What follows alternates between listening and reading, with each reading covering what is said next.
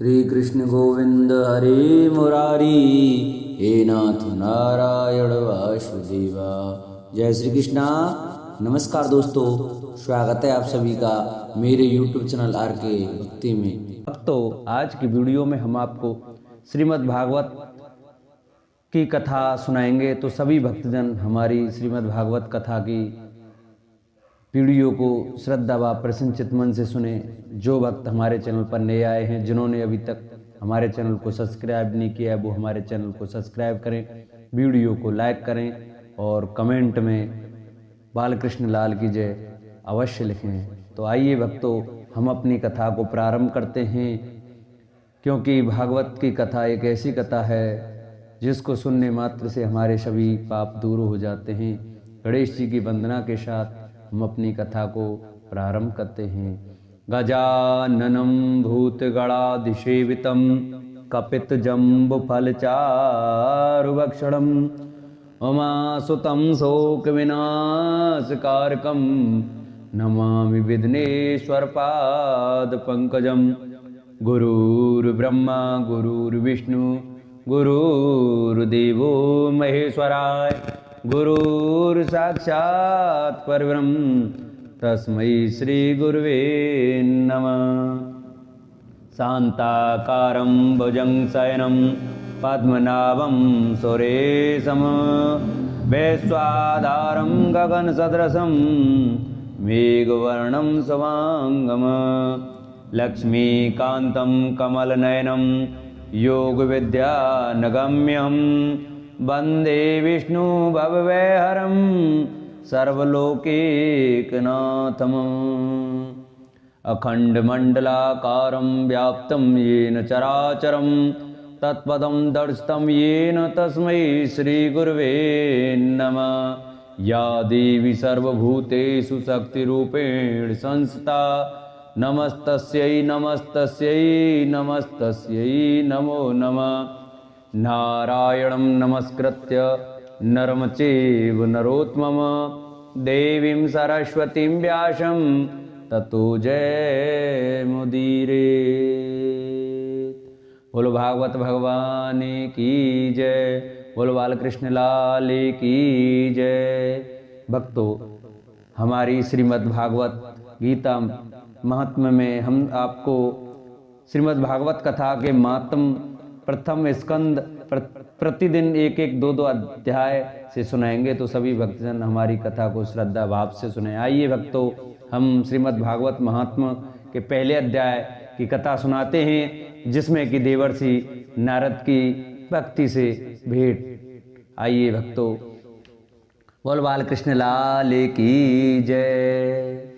सच्चिदानंद स्वरूप भगवान श्री कृष्ण को हम नमस्कार करते हैं, जो जगत की उत्पत्ति, स्थिति और विनाश के हेतु तथा आध्यात्मिक, आदिदेविक और आदि भौतिक तीनों प्रकार के तापों का नाश करने वाले हैं। जिस समय श्री सुखदेव जी का यज्ञोपवी संस्कार भी नहीं हुआ था तथा लौकिक वैदिक कर्मों के अनुष्ठान का अवसर भी नहीं आया था, तभी उन्हें अकेले ही संन्यास लेने के लिए घर से जाते देखकर उनके पिता व्यास जी विरह से कातर होकर पुकारने लगे, बेटा बेटा तुम कहाँ जा रहे हो। उस समय वृक्षों ने तन्मय होने के कारण श्री सुखदेव जी की ओर से उत्तर दिया था, ऐसे सर्वभूत हृदय स्वरूप श्री सुखदेव मुनि को मैं नमस्कार करता हूं। एक बार भक्त कथामृत का रसास्वादन करने में कुशल मुनिवर सौनक जी ने नैमिषारण्य क्षेत्र में विराजमान महामती सूत जी को नमस्कार करके उनसे पूछा। सौनक जी बोले, सूत जी, आपका ज्ञान अंधकार को नष्ट करने के लिए करोड़ों सूर्यों के समान है। आप हमारे कानों के लिए रसायन अमृत स्वरूप सार गर्भित कथा कहिए। भक्ति, ज्ञान और वैराग से प्राप्त होने वाले महान विवेक की वृद्धि किस प्रकार होती है तथा वैष्णवों लोग किस तरह इस माया मोह से अपना पीछा छुड़ाते हैं। इस घोर कलिकाल में जीव प्राय आश्रय स्वभाव के हो गए हैं। विविध क्लेशों से आक्रांत इन जीवों को शुद्ध देवी शक्ति संपन्न बनने का सर्वश्रेष्ठ उपाय क्या है? श्री सूत जी कहते हैं, आप हमें कोई ऐसा शाश्वत साधन बताइए जो सबसे अधिक कल्याणकारी तथा पवित्र करने वालों में भी पवित्र हो तथा जो भगवान श्री कृष्ण की प्राप्ति करा दे। चिंतामणि केवल लौकिक सुख दे सकती है और कर वृक्ष अधिक से अधिक स्वर्गीय संपत्ति दे सकता है, परंतु गुरुदेव प्रसन्न होकर भगवान का योग दुर्लभ नित्य वैकुंठ धाम दे सकते हैं। सूत जी ने कहा, सौनक जी, तुम्हारे हृदय में भगवान का प्रेम है, इसलिए मैं विचार कर तुम्हें संपूर्ण सिद्धांतों का निष्कर्ष सुनाता हूं। जो जन्म मृत्यु के भय का नाश कर देता है, जो भक्ति के प्रवाह को बढ़ाता है और भगवान श्री कृष्ण की प्रसन्नता का प्रधान कारण है, मैं तुम्हें वह साधन बतलाता हूं, उसे सावधान होकर सुनो। श्री सुखदेव जी ने कलयुग में जीवों के काल रूपी सर्प के मुख का ग्रास होने का के त्रास का आत्यंतिक नाश करने के लिए श्रीमद् भागवत शास्त्र का प्रवचन किया है। मन की शुद्धि के लिए इससे बढ़कर कोई साधन नहीं है। जो मनुष्य के जन्म जन्मांतर का पुण्य उदयता होता है, उसी से इस भगवत शास्त्र की प्राप्ति होती है। जब सुखदेव जी राजा परीक्षित को यह कथा सुनाने के लिए सभा में विराजमान हुए, तब देवता लोग उनके पास अमृत का कलश लेकर आए। देवता अपना काम बनाने में बड़े कुशल होते हैं, अतः यहां भी सबने सुखदेव मुनि को नमस्कार करके कहा, आप यह अमृत लेकर बदले में हमें कथामृत का दान दीजिए। इस प्रकार परस्पर विनय अदला बदली हो जाने पर राजा परीक्षित अमृत का पान करें और हम सब श्रीमद् भागवत रूप अमृत का पान करेंगे।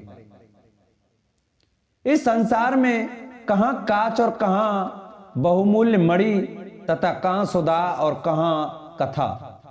श्री सुखदेव जी ने यह सोचकर उस समय देवताओं की हंसी उड़ा दी। उन्हें भक्ति शून्य कथा का अनधिकारी जानकर कथामृत का दान नहीं किया।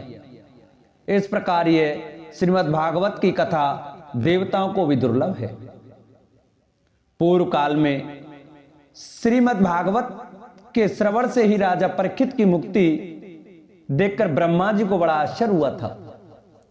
उन्होंने सत्यलोक में तराजू बांधकर सब साधनों को तोला, अन्य सभी साधन तोल में हल्के पड़ गए। अपने महत्व के कारण भागवत ही सबसे भारी रही।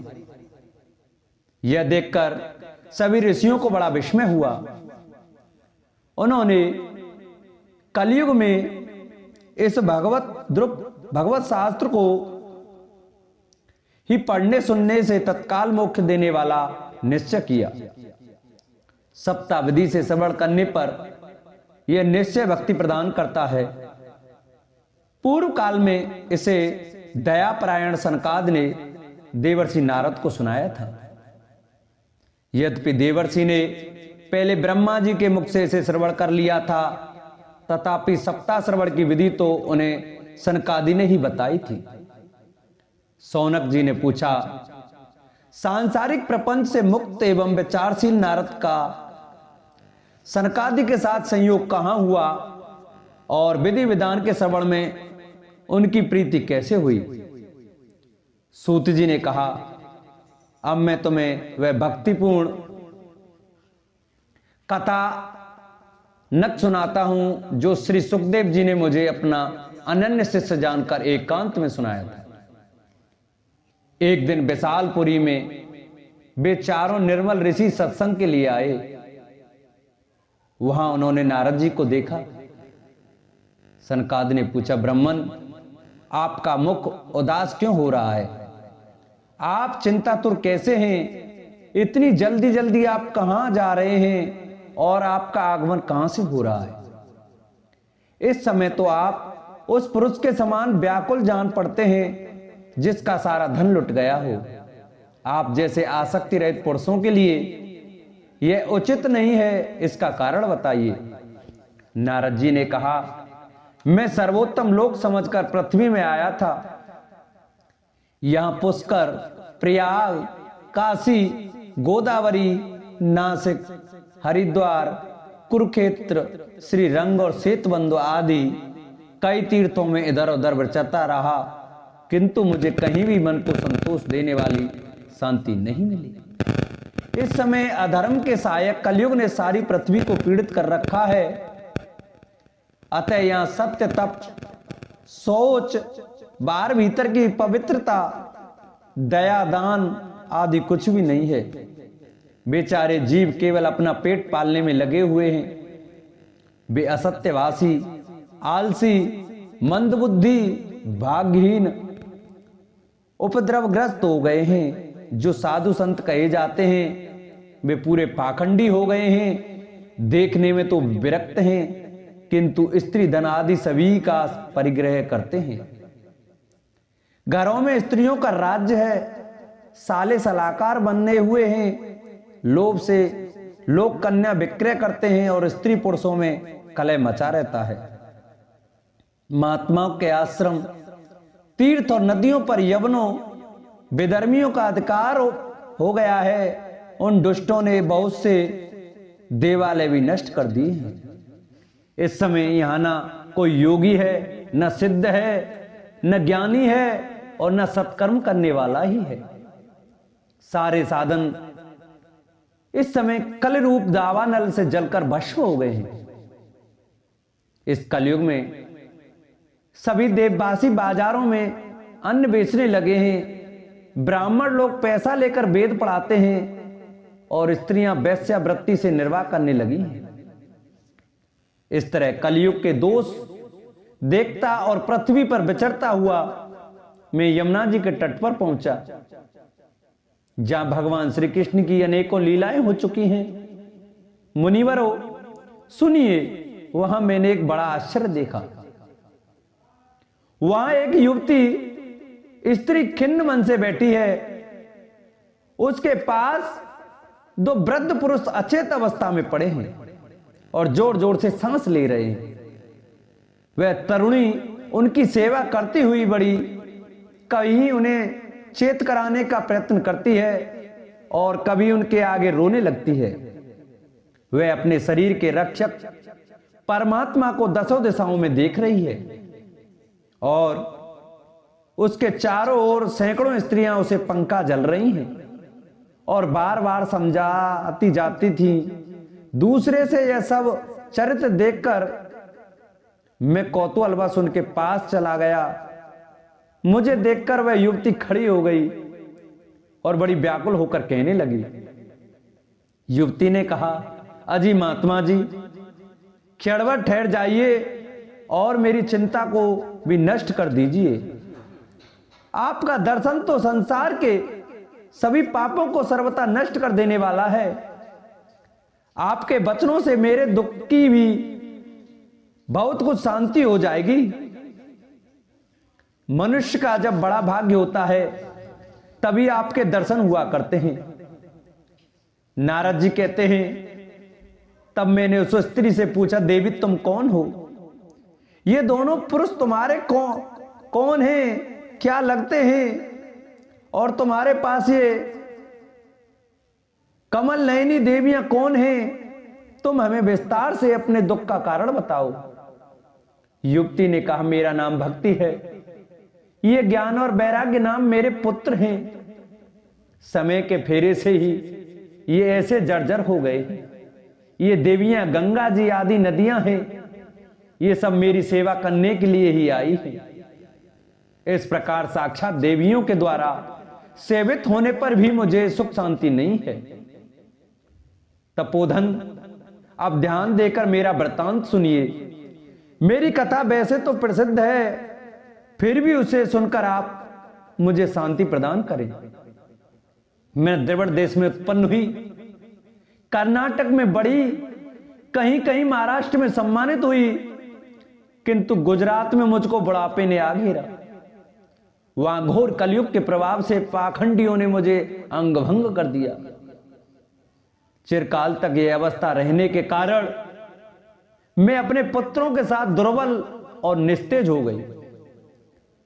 अब जब मैं वृंदावन आई तब से पुनः परम सुंदरी स्वरूपवती नवयुवती हो गई हूं, किंतु सामने पड़े हुए ये दोनों मेरे पुत्र थके मांदे दुखी हो रहे हैं। अब मैं यह स्थान छोड़कर अन्यत्र जाना चाहती हूं।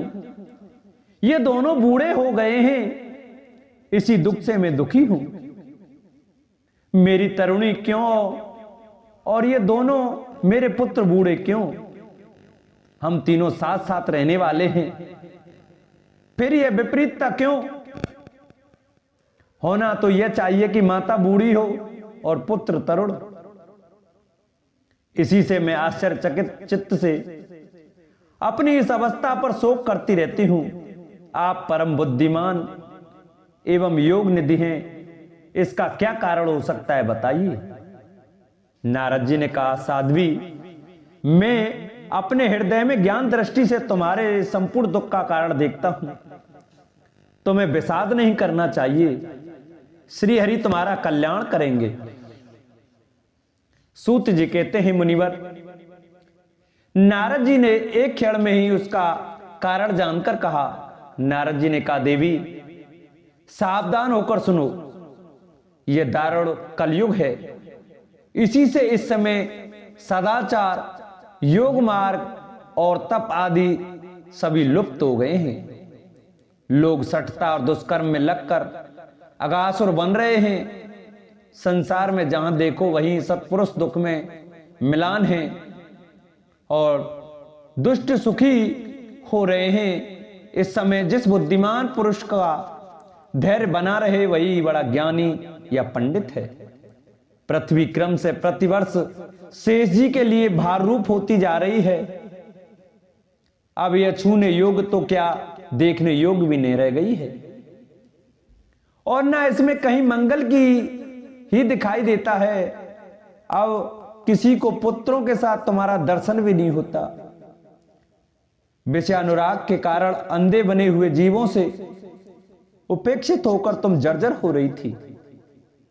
वृंदावन के संयोग से तुम फिर नवीन तरुणी हो गई हो। अतः यह वृंदावन धाम धन्य है, जहां भक्ति सर्वत्र नृत्य कर रही है, परंतु तुम्हारे इन दोनों पुत्रों का यहां कोई ग्राहक नहीं है, इसलिए इनका बुढ़ापा नहीं छूट रहा है।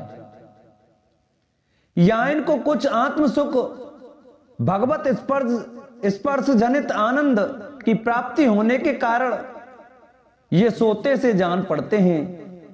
भक्ति ने कहा, राजा परीक्षित ने इस पापी कलयुग को क्यों रहने दिया? इसके आते ही सब वस्तुओं का सार न जाने कहां चला गया। करुणा में श्री हरि से भी यह अधर्म कैसे देखा जाता है? मुनि मेरा यह संदेह दूर कीजिए। आपके वचनों से मुझे बड़ी शांति मिली है। नारद जी ने कहा, बाले, यदि तुमने पूछा है तो प्रेम से सुनो कल्याणी, मैं तुम्हें सब बताऊंगा और तुम्हारा दुख दूर हो जाएगा। जिस दिन भगवान श्री कृष्ण इस भूलोक को छोड़कर अपने परम धाम को पधारे, उसी दिन से यहां संपूर्ण साधनों में बाधा डालने वाला कलयुग आ गया। दिग्विजय के समय राजा परीक्षित की दृष्टि पड़ने पर कलयुग दीन के समान उनकी शरण में आया। भ्रमर के समान सारग्राही राजा ने यह निश्चय किया कि इसका वध मुझे नहीं करना चाहिए, क्योंकि जो फल तपस्या, योग एवं समाधि से नहीं मिलता, कलयुग में वही फल श्री हरि संकीर्तन से भली भांति मिल जाता है। इस प्रकार सारी न होने पर भी उसे इस एक ही दृष्टि से सारयुक्त देखकर उन्होंने कलयुग में उत्पन्न होने वाले जीवों के सुख के लिए ही इसे रहने दिया था। इस समय लोगों के कुकर्म में प्रवृत्त होने के कारण सभी वस्तुओं का सार निकल गया है और पृथ्वी के सारे पदार्थ बीजहीन भूसी के समान हो गए हैं। ब्राह्मण केवल अन्न धनादि के लोभ बस घर घर एवं जन जन को भागवत की कथा सुनाने लगे हैं। इसलिए कथा का सार चला गया। तीर्थों में नाना प्रकार के अत्यंत घोर कर्म करने वाले नास्तिक और नार की पुरुष भी रहने लगे हैं। इसलिए तीर्थों का भी प्रभाव जाता रहा। जिनका चित्त निरंतर काम क्रोध महान लोभ और तृष्णा से तड़पता रहता है, वे भी तपस्या का ढोंग करने लगे। इसलिए तप का भी सार निकल गया। मन पर काबू न होने के कारण तथा लोभ दंभ और पाखंड का आश्रय लेने के कारण एवं शास्त्र का अभ्यास न करने से ध्यान योग का फल मिट गया। पंडितों की यह दशा है कि वे अपनी स्त्रियों के साथ भैंसों की तरह रमण करते हैं। उनमें संतान पैदा करने की कुशलता पाई जाती है। मुक्ति साधन में वे सर्वथा अकुशल हैं। संप्रदाय अनुसार प्राप्त हुई वैष्णवता भी कहीं देखने में नहीं आती। इस प्रकार जगह जगह सभी वस्तुओं का सार लुप्त हो गया है। यह तो इस युग का स्वभाव ही है, इसमें किसी का दोष नहीं। इसी से पुंडरीकाक्ष भगवान बहुत समीप रहते हुए भी यह सब सह रहे हैं। सूत जी कहते हैं, सौनक जी, इस प्रकार देवर्षि नारद जी के वचन सुनकर भक्ति को बड़ा आश्चर्य हुआ। फिर उसने जो कुछ कहा उसे सुनिए। भक्ति ने कहा, देवर्षि आप धन्य हैं। मेरा बड़ा सौभाग्य था जो आपका समागम हुआ। संसार में साधुओं का दर्शन ही समस्त सिद्धियों का परम कारण है। आपका केवल एक बार का उपदेश धारण करके कथा धुकुमार प्रहलाद माया पर विजय प्राप्त कर ली थी। ध्रुव ने भी आपकी कृपा से ही ध्रुव पद प्राप्त किया था। आप सर्व मंगल में और साक्षात श्री ब्रह्मा जी के पुत्र हैं। मैं आपको नमस्कार करती हूं। इस प्रकार पहला अध्याय पूर्ण हुआ। दूसरा अध्याय भक्ति का दुख दूर करने के लिए नारद जी का उद्योग। नारद जी ने कहा, बाले तुम व्यर्थ ही अपने को क्यों खेद में डाल रही हो? अरे तुम इतनी चिंतातुर क्यों हो? भगवान श्री कृष्ण के चरण कमलों का चिंतन करो। उनकी कृपा से तुम्हारा सारा दुख दूर हो जाएगा। जिन्होंने कौरवों के अत्याचार से द्रौपदी की रक्षा की थी और गोप सुंदरियों को सनात किया था, वे ही श्री कृष्ण कहीं चले थोड़े ही गए हैं। फिर तुम तो भक्ति हो और सदा उन्हें प्राणों से भी प्यारी हो। तुम्हारे बुलाने पर तो भगवान नीचों के घर में भी चले जाते हैं। सत्य, त्रेता और द्वापर, इन तीनों युगों में ज्ञान और वैराग्य मुक्ति के साधन थे, किंतु कलयुग में तो केवल भक्ति ही ब्रह्म सायुज्य मोक्ष की प्राप्ति कराने वाली है। यह सोचकर ही परमानंद चिन्मूर्ति ज्ञान स्वरूप श्री हरि ने अपने सत्य रूप से तुम्हें रचा है। तुम साक्षात श्री कृष्णचंद्र की प्रिया और परम सुंदरी हो। एक बार जब तुमने हाथ जोड़कर पूछा था कि मैं क्या करूं, तब भगवान ने ही तुम्हें यही आज्ञा दी थी कि तुम मेरे भक्तों का पोषण करो। तुमने भगवान की वह आज्ञा स्वीकार कर ली। इससे तुम पर श्री हरि बहुत प्रसन्न हुए और तुम्हारी सेवा करने के लिए मुक्ति को तुम्हें दासी के रूप में दे दिया और इन ज्ञान वैराग को पुत्रों के रूप में। तुम अपने साक्षात स्वरूप से वैकुंठ धाम में ही भक्तों का पोषण करती हो। भूलोक में तो तुमने उनकी पुष्टि के लिए केवल छाया रूप धारण कर रखा है। तब तुम भक्ति, ज्ञान और वैराग को साथ लिए पृथ्वी तल पर आई और सतयुग से द्वापर पर्यंत बड़े आनंद से रही। कलयुग में तुम्हारी दासी मुक्ति पाखंड रूप रोग से पीड़ित होकर क्षीण होने लगी थी। इसलिए वह तो तुरंत ही तुम्हारी आज्ञा से वैकुंठ लोक को चली गई। इस लोक में तो तुम्हारे स्मरण करने से ही वह आती है और फिर चली जाती है, किंतु ज्ञान वैराग को तुमने पुत्र मानकर अपने पास ही रख छोड़ा है।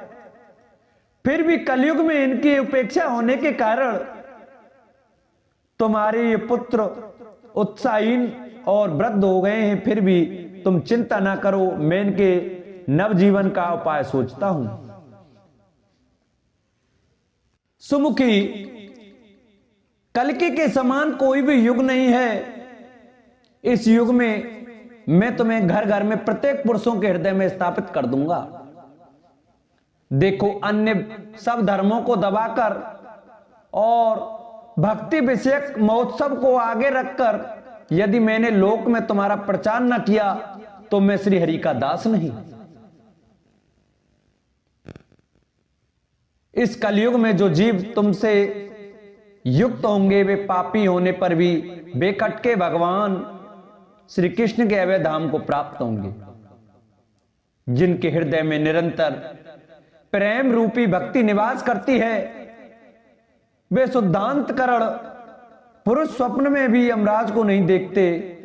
जिनके हृदय में भक्ति महारानी का निवास है उन्हें प्रेत पिशाच राक्षस या दैत्य आदि स्पर्श करने में भी समर्थ नहीं हो सकते।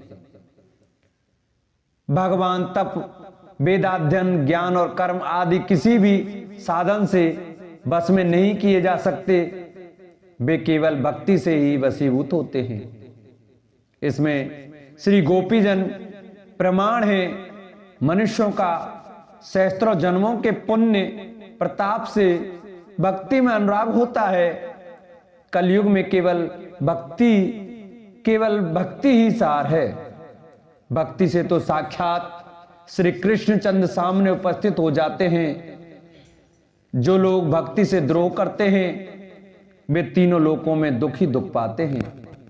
पूर्व काल में भक्त का तिरस्कार करने वाले दुर्वासा ऋषि को बड़ा कष्ट उठाना पड़ा था।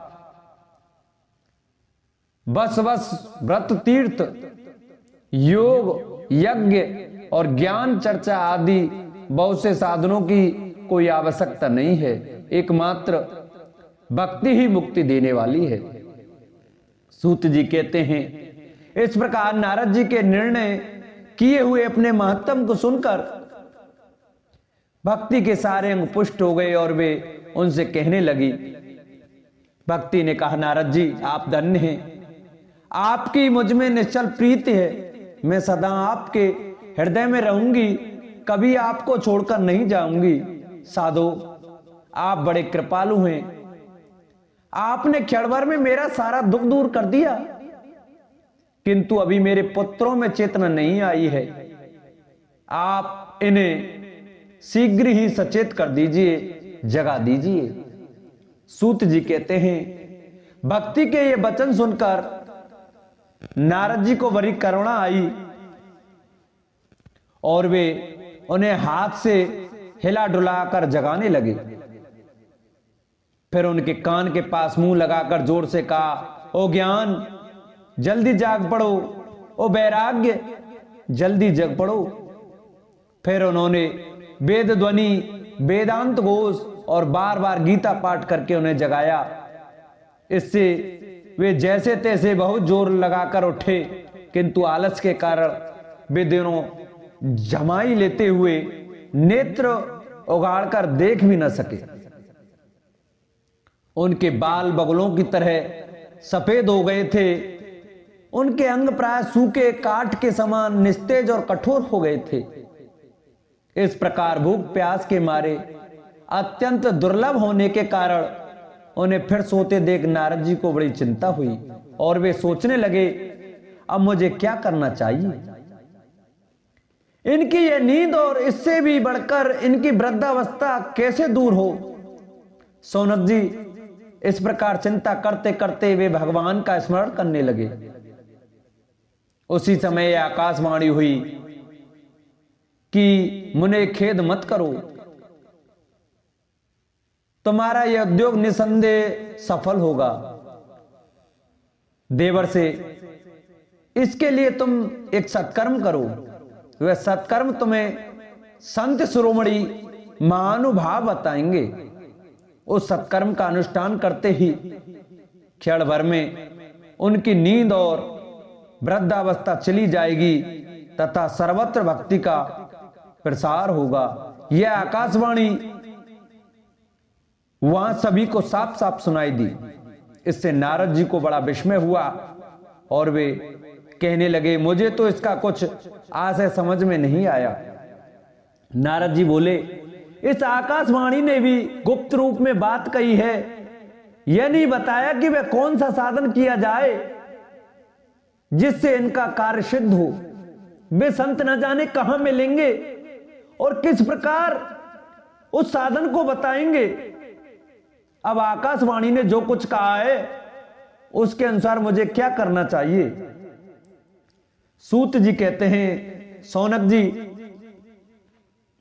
तब ज्ञान वैराग्य दोनों को वहीं छोड़कर नारद मुनि वहां से चल पड़े और प्रत्येक तीर्थ में जाकर मार्ग में मिलने वाले मुनीश्वरों से वह साधन पूछने लगे। उनकी इस बात को सुनते तो सब थे, किंतु उनके विषय में कोई कुछ निश्चित उत्तर नहीं देता था। किन्हीं ने उसे असाध्य बताया, कोई बोले इसका ठीक ठीक पता लगना ही कठिन है, कोई सुनकर चुप रह गए और कोई तो अपनी अवज्ञा होने के भय से बात को टाल टूल कर खिसक गए। त्रिलोकी में महान आश्चर्यजनक हाहाकार मच गया। लोग आपस में कानाफूसी करने लगे। भाई, जब वेद ध्वनि, वेदांत घोष और बार बार गीता पाठ सुनने पर भी मुक्ति, ज्ञान, वैराग्य ये तीनों नहीं जगाए जा सके, तब और कोई उपाय नहीं है। स्वयं योगीराज नारद को भी जिसका ज्ञान नहीं है उसे दूसरे संसारी लोग कैसे बता सकते हैं। इस प्रकार जिन ऋषियों से इसके विषय में पूछा गया, उन्होंने निर्णय करके यही कहा कि यह बात दुसाध्य है। तब नारद जी बहुत चिंतातुर हुए और बद्री जन में आए ज्ञान वैराग को जगाने के लिए वहां उन्होंने यही निश्चय किया कि मैं तप करूंगा। इसी समय उन्हें अपने सामने करोड़ों सूर्यों के समान तेजस्वी सनकादि मुनीश्वर दिखाई दिए। उन्हें देखकर वे मुनिश्रेष्ठ कहने लगे। नारद जी ने कहा, महात्माओं, मैं इस समय बड़े भाग्य से मेरा आप लोगों के साथ समागम हुआ है। आप मुझ पर कृपा करके शीघ्र ही वह साधन बताइए। आप सभी लोग बड़े योगी, बुद्धिमान हैं और विद्वान हैं। आप देखने में 5-5 वर्ष के बालक से जान पड़ते हैं, किंतु हे पूर्वजों के भी पूर्वज, आप लोग सदा बैकुंठ धाम में निवास करते हैं, निरंतर हरि कीर्तन में तत्पर रहते हैं, भगवत लीला मृत का रसास्वादन कर सदा उसी में उन्मत्त रहते हैं और एकमात्र भगवत कथा ही आपके जीवन का आधार है। हरि शरणम, भगवान ही हमारे रक्षक हैं, यह वाक्य मंत्र सर्वथा आपके मुख में रहता है। इसी से काल प्रेरित वृद्धावस्था में भी आपको बाधा नहीं पहुंचाती। पूर्व काल में आपके भ्रूभंग मात्र से भगवान विष्णु के द्वारपाल जय और विजय तुरंत पृथ्वी पर गिर गए थे और फिर आपकी ही कृपा से वे पुनः बैकुंठ लोक पहुंच गए। धन्य, इस समय आपका दर्शन बड़े सौभाग्य से ही हुआ है। मैं बहुत दीन हूं और आप लोग स्वभाव से ही दयालु हैं, इसलिए मुझ पर आपको अवश्य कृपा करनी चाहिए। बताइए, आकाशवाणी ने जिसके विषय में कहा वह कौन सा साधन है और मुझे किस प्रकार उसका अनुष्ठान करना चाहिए, आप इसका विस्तार से वर्णन कीजिए। भक्ति और ज्ञान वैराग्य को किस प्रकार सुख मिल सकता है और किस तरह इसकी प्रेम पूर्वक सब वर्णों में प्रतिष्ठा की जा सकती है। सनकादि ने कहा, देवर से आप चिंता न करें, मन में प्रसन्न हो, उनके उद्धार का एक सरल उपाय पहले से ही विद्यमान है। नारद जी, आप धन्य हैं, आप विरक्तों के शिरोमणि हैं, श्री कृष्ण दासों के शाश्वत पर्त प्रदर्शक और भक्ति योग के भास्कर हैं। आप भक्ति के लिए जो उद्योग कर रहे हैं, यह आपके लिए कोई आश्चर्य की बात नहीं समझनी चाहिए। भगवान के भक्त के लिए तो भक्ति की सम्यक स्थापना करना सदा उचित ही है। ऋषियों ने संसार में अनेकों मार्ग प्रकट किए हैं, किंतु वे सभी कष्ट साध्य हैं और परिणाम में प्राय स्वर्ग की प्राप्ति कराने वाले हैं। अभी तक भगवान की प्राप्ति कराने वाला मार्ग तो गुप्त ही रहा है। उसका उपदेश करने वाला पुरुष प्राय भाग्य से ही मिलता है। आपको आकाशवाणी ने जिस सत्कर्म का संकेत किया है, उसे हम बताते हैं। आप प्रसन्न और समाहित होकर सुनिए। नारद जी, द्रव्य यज्ञ, तपो यज्ञ, योग यज्ञ और स्वाध्याय रूप ज्ञान यज्ञ, ये सब तो स्वर्गादि की प्राप्ति कराने वाले कर्म की ही ओर संकेत करते हैं। पंडितों ने ज्ञान यज्ञ को ही सत्कर्म, मुक्तिदायक कर्म का सूचक माना है। वह श्रीमद् भागवत का पारायण है, जिसका गान सुकादि महान भावों ने किया है। उसके शब्द सुनने से ही भक्ति, ज्ञान और वैराग को बड़ा बल मिलेगा। इससे ज्ञान वैराग का कष्ट मिट जाएगा और भक्ति को आनंद मिलेगा। सिंह की गर्जना सुनकर जैसे भेड़िया भाग जाते हैं, उसी प्रकार श्रीमद् भागवत की ध्वनि से कलयुग के सारे दोष नष्ट हो जाएंगे। तब प्रेम रस प्रवाहित करने वाली भक्ति, ज्ञान और वैराग को साथ लेकर प्रत्येक घर का और व्यक्ति के हृदय में किरणा करेगी। नारद जी ने कहा, मैंने वेद वेदांत की ध्वनि और गीता पाठ करके उन्हें बहुत जगाया, किंतु फिर भी भक्ति, ज्ञान और वैराग्य ये तीनों नहीं जगे। ऐसी स्थिति में श्रीमद् भागवत सुनाने से वे कैसे जगेंगे? क्योंकि उस कथा के प्रत्येक श्लोक और प्रत्येक पद में भी वेदों का ही तो सारांश है। आप लोग शरणागत वत्सल हैं तथा आपका दर्शन कभी व्यर्थ नहीं होता। इसलिए मेरा यह संदेह दूर कीजिए, इस कार्य में विलंब न कीजिए। सनकादि ने कहा, श्रीमद् भागवत की कथा वेद और उपनिषदों के सार से बनी है, इसलिए उनसे अलग उनकी फल रूपा होने के कारण वह बड़ी उत्तम जान पड़ती है। जिस प्रकार रस वृक्ष की जड़ से लेकर शाखाग्रस पर्यंत रहता है, किंतु इस स्थिति में उसका आस्वादन नहीं किया जा सकता, वही जब अलग होकर फल के रूप में आ जाता है, तब संसार में सभी को प्रिय लगने लगता है। दूध में घी रहता ही है, किंतु उस समय उसका अलग स्वाद नहीं मिलता। वही जब उससे अलग हो जाता है, तब देवताओं के लिए भी स्वादवर्धक हो जाता है। खांड ईख के ओर, छोर और बीच में ही व्याप्त रहती है, तथापि अलग होने पर उसकी कुछ और ही मिठास होती है। ऐसी ही यह भागवत की कथा है। यह भागवत पुराण वेदों के समान है।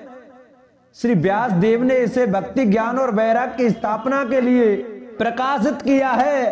पूर्व काल में जिस समय वेद वेदांत के परगामी और गीता की भी रचना करने वाले भगवान व्यास देव खिन्न होकर अज्ञान समुद्र में गोते खा रहे थे, उस समय आपने ही उन्हें 4 श्लोकों में इसका उपदेश किया था।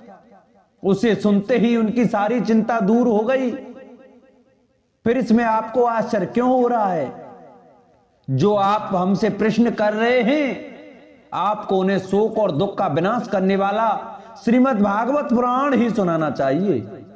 नारद जी ने कहा, मान भावो, आपका दर्शन जीवों के संपूर्ण पापों को तत्काल नष्ट कर देता है और जो संसार दुख रूप दावानल में तपे हुए हैं, उन पर शीघ्र ही शांति की वर्षा करता है।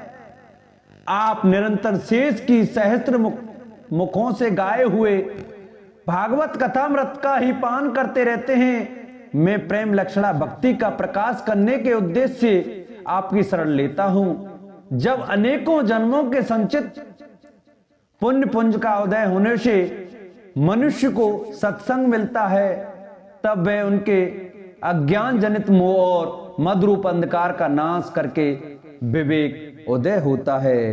बोलो भागवत भगवान की जय। आज की कथा का विसर्जन हम यहीं करते हैं। कल की कथा में हम आपको भक्ति के कष्ट की निवृत्ति की कथा सुनाएंगे। तो सभी भक्तजन हमारी कथा को नियम पूर्वक प्रतिदिन श्रद्धा भाव से सुने।